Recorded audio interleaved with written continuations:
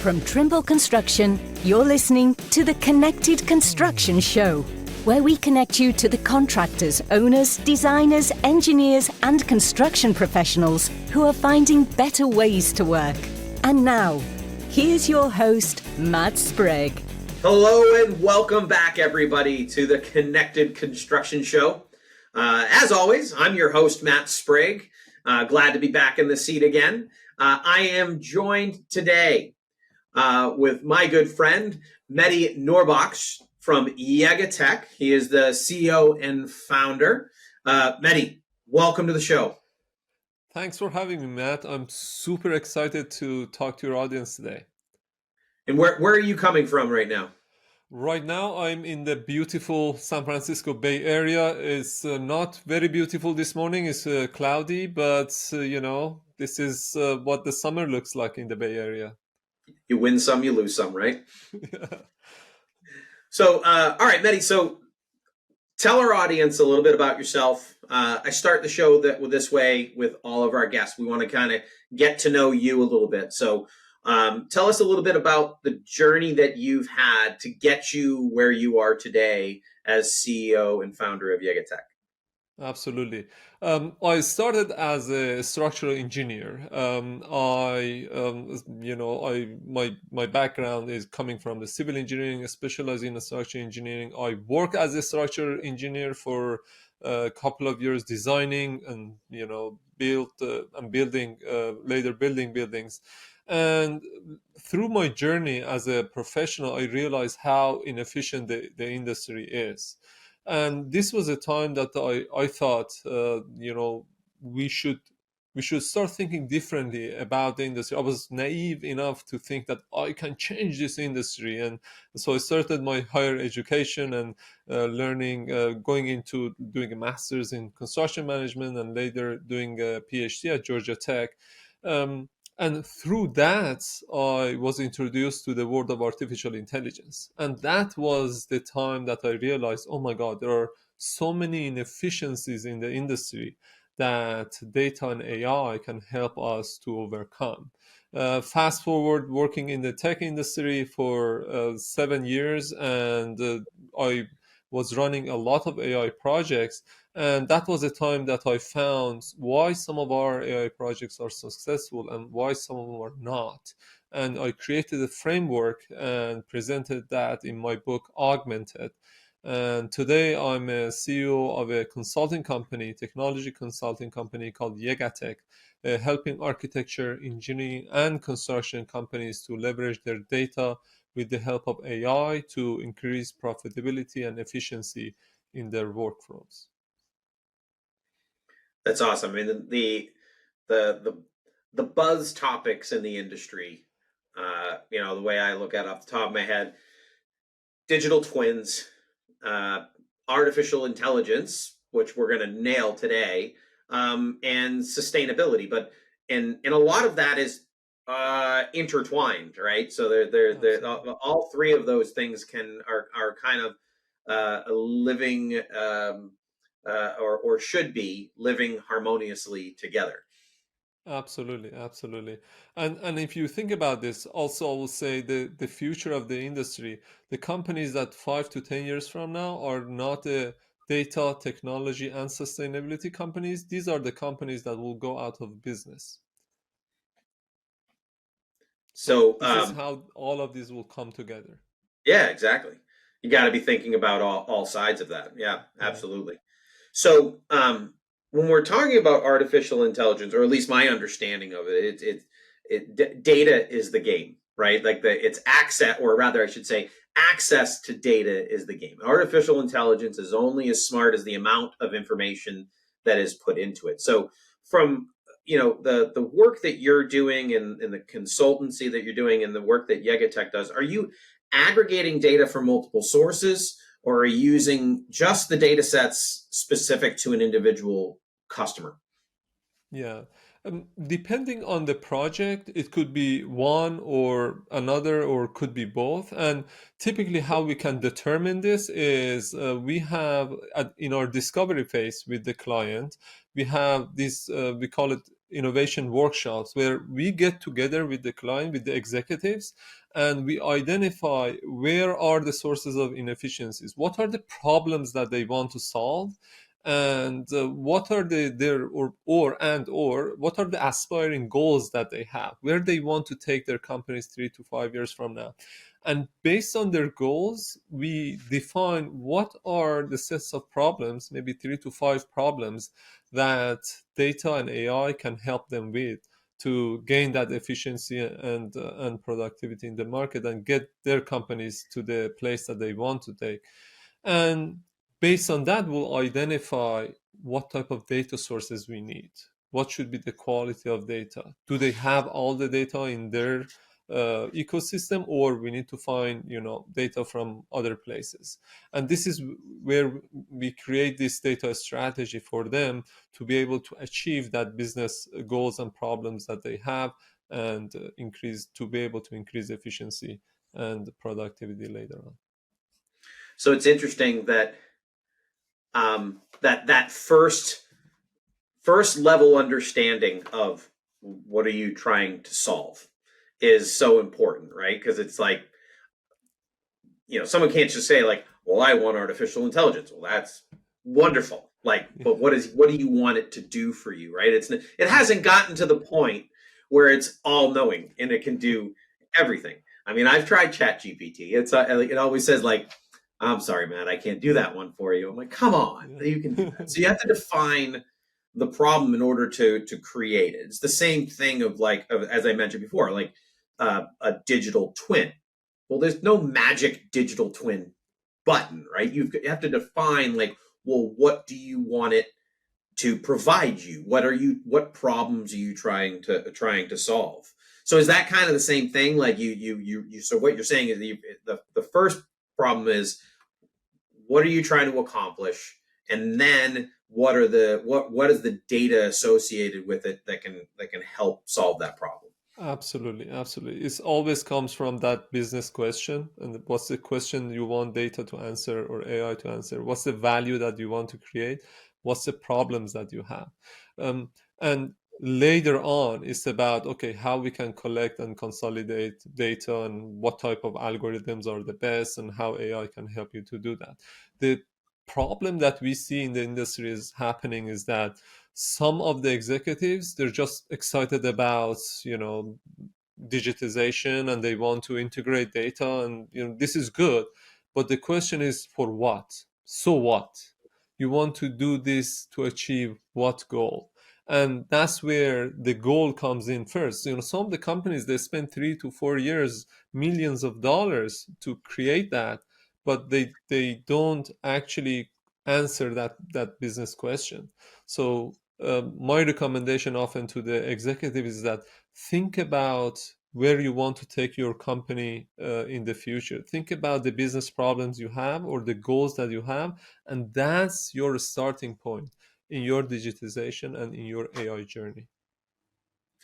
So when you have vendors like Trimble that are making the move to quote unquote platform, how is this going to help AI in our industry? When we start, the way I think of a platform is we're starting to aggregate disparate siloed solutions into a singular user interface, but also a singular database. And is that why that platform journey is so important for the proliferation of artificial intelligence?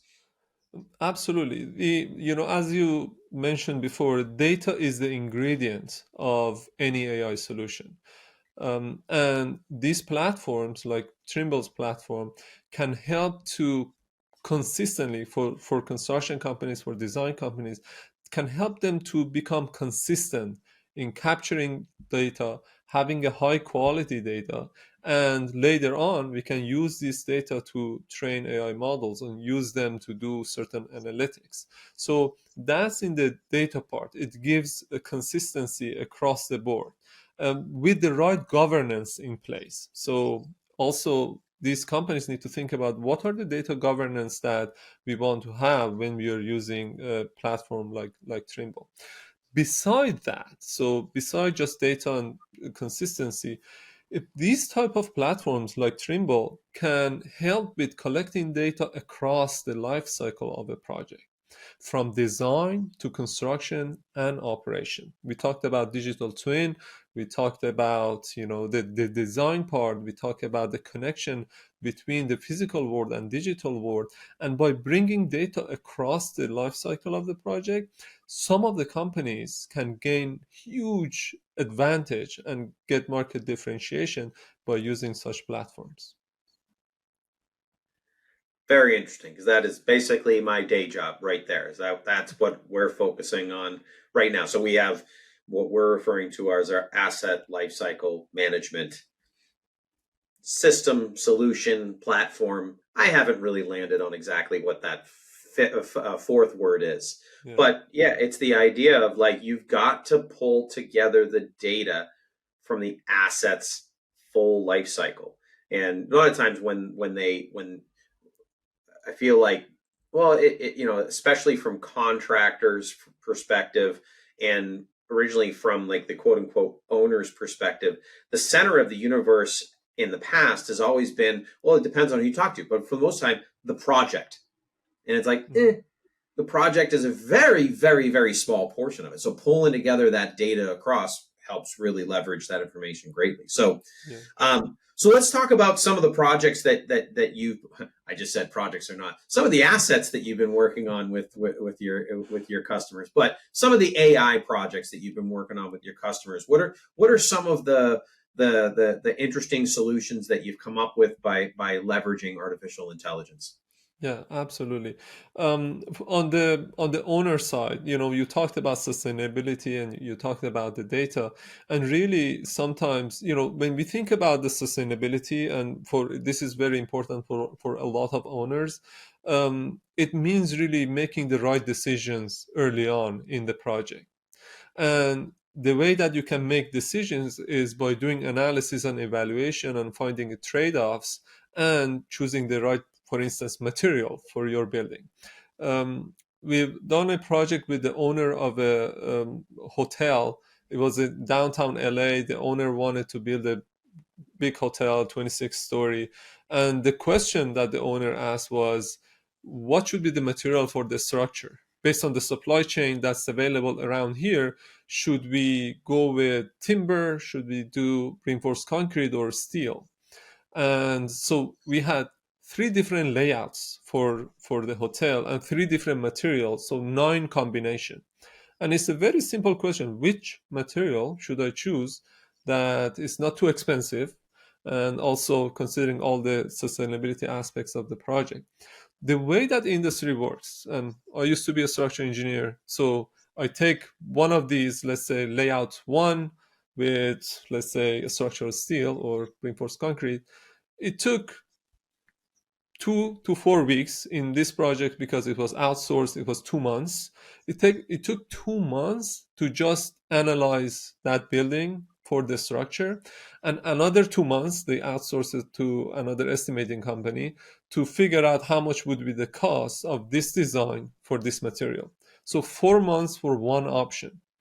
And if you think about it, from the owner's point of view, this is a simple question: which material should I choose?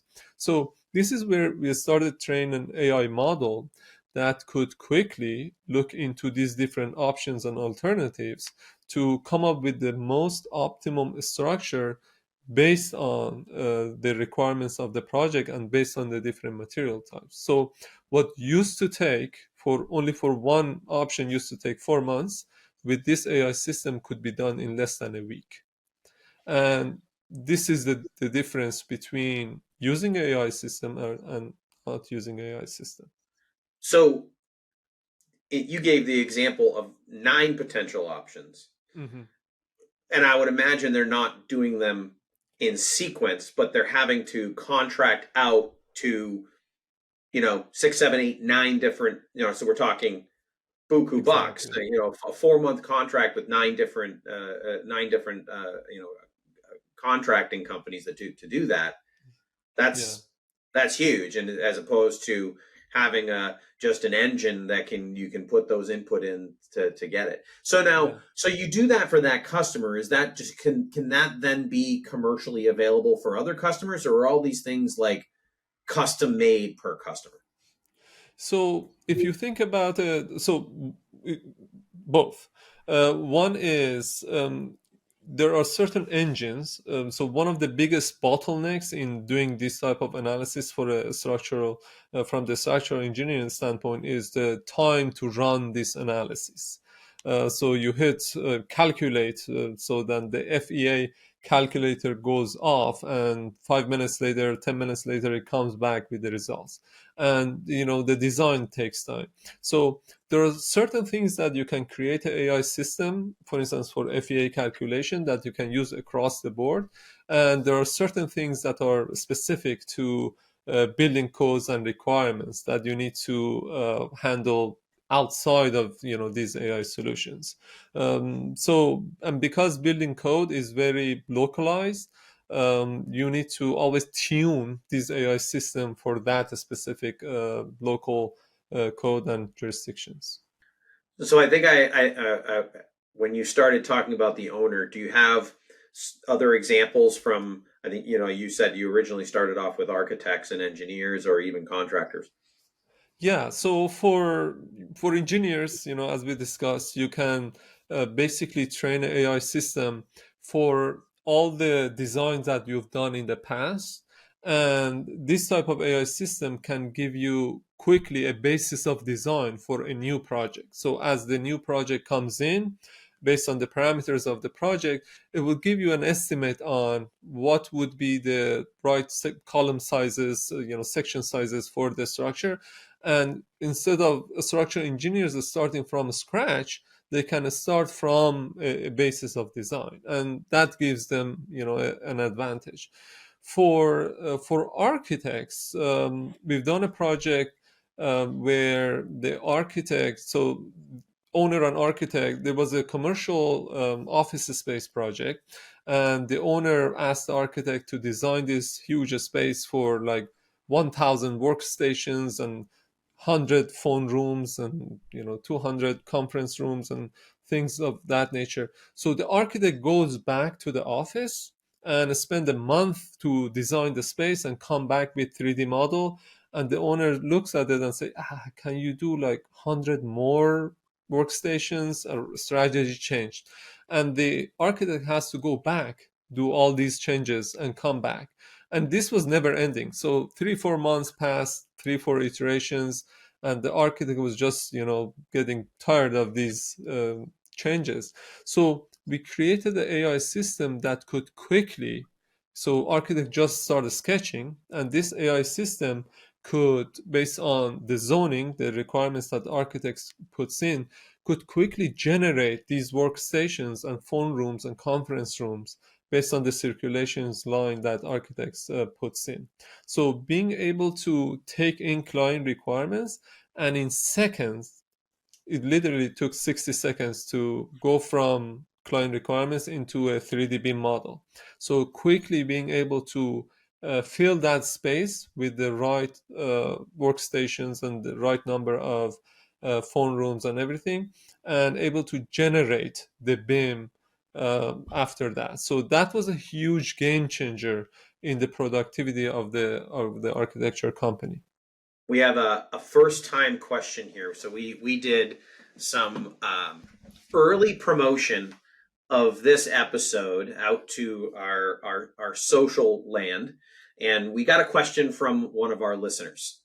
So the question is, and I'll read it to make sure I get it right, I won't paraphrase, is what are some good parameters for choosing the right use case for AI in the construction industry?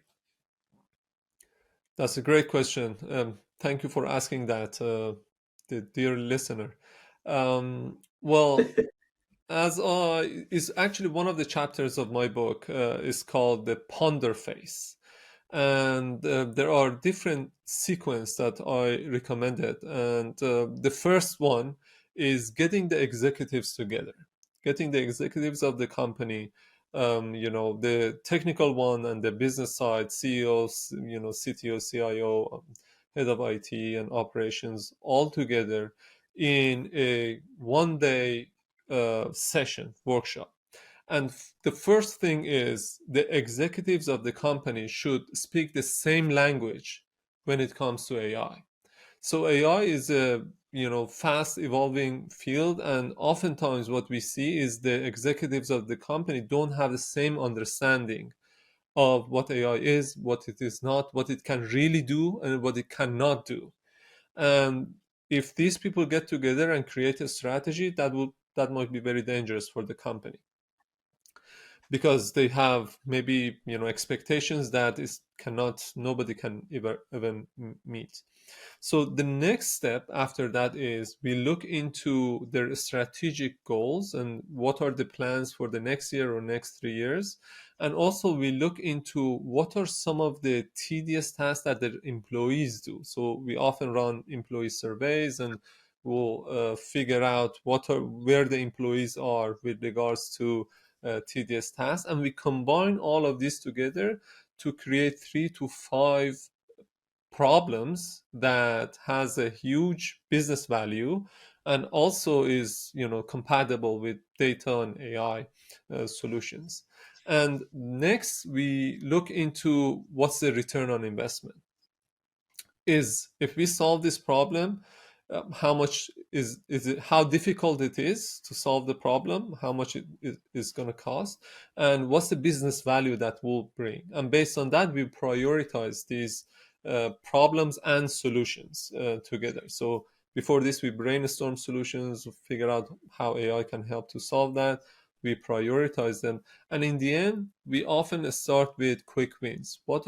Based on what we discussed, what are the problems and solutions that we can do, so that we can have some quick wins, and this way we can increase the momentum inside the organization, and we can do more projects of that. So to sum it up, the executives get together working on the problem that really matters for the company, brainstorming AI solutions, looking into high ROI investments, and finding a quick win project to take it to the next phase, which is AI planning. That was a great answer. Great question, great answer. Thank you very much to the listener for submitting that one. So all of you other listeners out there, pay attention to our social posts. We're going to start previewing guests ahead of time, and you'll be able to ask those questions and hear it recorded. So KPMG recently released their 2023 Global Construction Survey, and 40% of the respondents said that they're actually adopting AI, even though most are in their early stages. So they're maybe doing exactly what you're saying, right? To the answer to that question is they're in that pondering phase. Does that number seem high to you?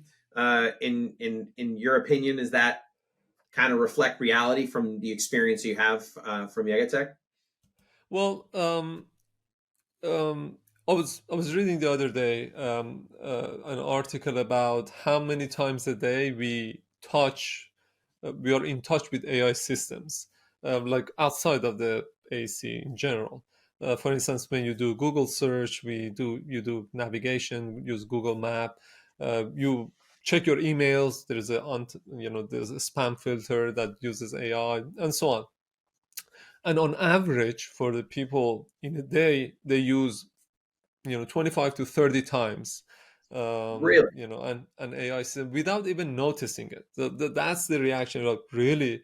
Yeah, because AI is around us. If you're using your iPhone and you're looking at your images and search for a car, for instance, in your image, in your iPhone's photo app, you're using AI to sort these. But if you're talking to Alexa or your phone, and this is around us. This is something that is just embedded in our day-to-day lives. So that's an average person using AI systems in a day.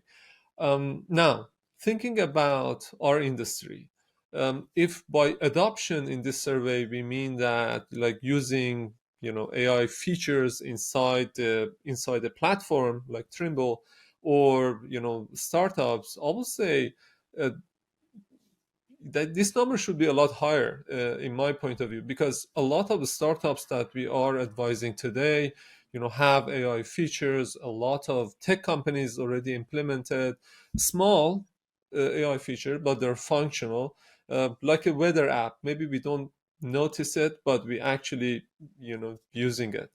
And so if the adoption means using off-the-shelf solution in one of the tech solutions out there, I assume that this number should be higher. um, and the other side of it is, by adoption we mean like companies really investing in their data to gain competitive advantage by creating custom AI solutions that no one else has. I think this number should be a lot lower. Maybe less than 5% of the industry is investing in their own AI solution to gain a competitive advantage on that regard. So yeah, so that's you know I don't know the sources of this 40%, but this is my reaction to it. Yeah, so it sounds like it's more the use of AI is coming from vendors that you use, not necessarily the individual companies that are leveraging those vendors. So it's like, well, Google, like the one like as you were talking, I was thinking of, because I was thinking about like what was I using today that had AI, and I was like, well, you know what? It's um uh, uh the text complete. Like I'm writing a Yeah. sentence in my email, and all of a sudden it finishes it for me. I'm like, oh yeah, that's exactly what I was going to say. But in when, like, from Trimble's perspective, like we're developing AI in the background, and from the customer's perspective, when they start utilizing it, they may not even realize that it's AI. So that makes Exactly. sense, right? That they're not Yeah. technology companies, so they're not going to go and develop their AI, but they're going to look for ways of leveraging it from the vendors that are out there that leverage their data. Yeah. Yeah, Brilliant. exactly. I never thought of it that way. That was really interesting. So obviously you're coming from a great place of experience and knowledge. You mentioned it a couple times earlier in terms of your book, so which is Augment It. So not augmented, Augment It, which is how architecture, engineering, and construction leaders leverage data and artificial intelligence to build a sustainable future. So want to give you an opportunity to plug that book, but I want to kind of learn a bit more about it, what in terms of what it all encompasses. So give us a summary, and who is it written for? Yeah, definitely. So I wrote it for CEOs, executives, and inside architecture, engineering, construction companies, technology leaders, innovation leaders. And this is a non-technical book. This book doesn't have any AI formula. There are other books written for that, but this is a book that can help. I thought, what can I produce that can help this industry move forward? And what is the framework? Because AI is a very broad term and everybody has a different definition about it, and there are lots of books written about it. But for me, it was like, how can I write a book that people can read and know after reading the book how they can actually bring AI into their companies? What are the steps that they need to take to define an AI strategy? What are the steps that they need to take to define the right AI problem for their company? What are the steps that they need to take to lead their team to develop that solution? So the first part of the book is more about AI education. It talks about what AI is, what it is not, what it can really do or what it can't do, and talks about some of the examples of AI systems in the AEC industry. And the second part of the book is the framework that I created. So that is starts from pondering and then invent, innovate, and augment. So it's a four-step framework that you can use, and each of them has a sub-step. And really, the goal of the ponder phase is to find that AI compatible problem, find the business problem that's compatible with AI, start with a quick win. The goal of the invent phase is to look into the technical feasibility of the solution first. And then once you develop a solution in the innovate phase, you look into the business viability of the solution. And then you can augment your capabilities inside the organization. And in the end, there are 3 use cases and examples of the companies that went through this framework to be able to augment their capabilities. And so this is a book that's available on Amazon. And for your listeners, there is free chapters of the book that's available on my website, YegaTech.com. There are free resources that you can go there. And the people who download these free chapters, if you put Trimble in the where did you hear about us, we'll send 3 signed copies of the books to your listeners. And that's a way to thank you for listening to the Trimble podcast, the Connected Construction Show. That's awesome. I didn't know there was going to be an offer here. That's awesome. So thank you. So everybody make sure you check it out in the website. You said it was YegaTech.com. Yes. So YegaTecc.com. TECH.com. What I say TECC? Sorry, I got to the .com part. Sorry, it's a Friday here. People, give me a break. And also there is so I talked about the ponder phase and how you can think about the right AI problem for your organization. There's a workbook, free workbook in the website that you can download, and actually if you download that, it will walk you through all the steps that you can use and bring AI to your company. And that is a complimentary workbook of the book. Amazing. Well, thank you very much. Thank you for the work that you're doing, right? It's driving innovation and driving adoption across the industry. And I know that's close to my heart, because I feel like that's what I'm doing as well. You're focusing on the artificial intelligence, and it's going to be such a huge part of how we can drive efficiency in our industry. So thank you for all that you're doing. And thank you so much, Mehdi, for joining the show. Absolutely. Thanks for having me. And I'm really excited to help your listeners to demystify AI and help them to leverage this technology in the industry. I'm really excited to see how we can work together to push this industry forward. Amazing. Thank you again. And to all the listeners and viewers out there, thank you so much for tuning in. And as always, until next time, stay connected. Thank you for joining us for this episode of the Connected Construction Show. For more information, visit us at connectedconstructionshow.com.